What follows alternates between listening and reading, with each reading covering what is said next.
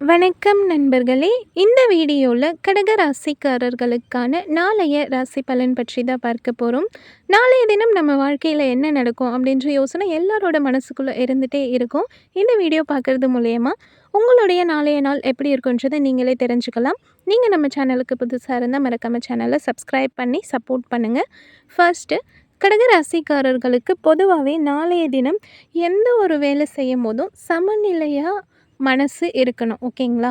செய்யலாமா? வேண்டாமா? அப்படின்னு சொல்லி யோசிக்க வேண்டாம். கன்ஃபார்மாக செய்ய முடியும் உங்களால அப்படின்னு நினச்சா அந்த வேலையை நீங்கள் செய்யுங்க. நாளைய தினம் வீட்டுக்குள்ளே ஏதாவது ஒரு விசேஷம் நடத்துகிற மாதிரி இருந்திருந்தா அது வந்துட்டு கொஞ்சம் தள்ளி போடுறது நல்லது. ஏன்னா நாளைய தினம் அதற்கான உகந்த நாள் கிடையாது. ஓகேங்களா?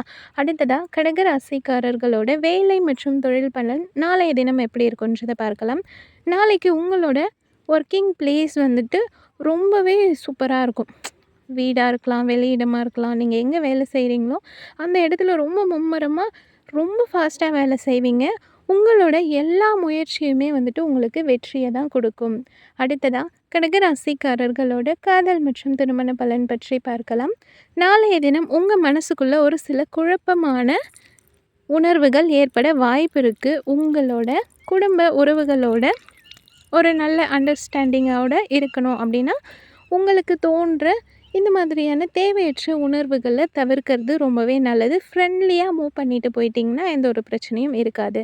அடுத்ததா கடக ராசிக்காரர்களோட பணம் மற்றும் நிதி நிலைமை பலன் நாளைய தினம் எப்படி இருக்குன்றத பார்க்கலாம். நாளைய தினம் பணவரவு உங்களுக்கு நார்மலா தான் இருக்க போகுது. உங்க கையில இருக்க பணத்த தேவையற்ற செலவு செய்றதெல்லாம் தவிர்த்துட்டு சேமிப்பு பண்ணுறதுக்கு முயற்சி பண்ணுங்கள். ஓகேங்களா? அடுத்ததா கடகராசிக்காரர்களோட ஆரோக்கிய பலன் நாளைய தினம் எப்படி இருக்கும் அப்படின்றத பார்க்கலாம். நாளைய தினம் உங்களுக்கு ஆரோக்கிய பிரச்சனைகள் ஏற்பட வாய்ப்பு இருக்குது. கால் வலி ஏற்படலாம். இந்த மாதிரி சின்ன சின்ன பிரச்சனைகள் ஏற்பட வாய்ப்பு இருக்குது. ஸோ முடிஞ்ச வரைக்கும் நீங்கள் ஆரோக்கியமாக இருக்கணும்னா அதுக்கான நடவடிக்கைகளை நீங்கள் தான் எடுக்கணும். கால் வலி எடுக்குதுன்னா கண்டிப்பாக அதுக்கு ரீசன் இருக்கும் இல்லையா? அது என்னன்றதை வந்துட்டு கண்டுபிடிச்சி நீங்கள் முடிஞ்ச வரைக்கும் அந்த மாதிரி ஹார்ட் ஒர்க் எல்லாம் பண்ணாமல் இருந்தாலே போதும்.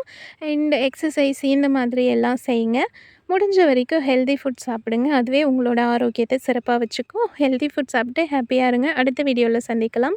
வீடியோ பிடிச்சா மறக்காம சேனலை சப்ஸ்கிரைப் பண்ணி சப்போர்ட் பண்ணுங்கள். தேங்க்யூ.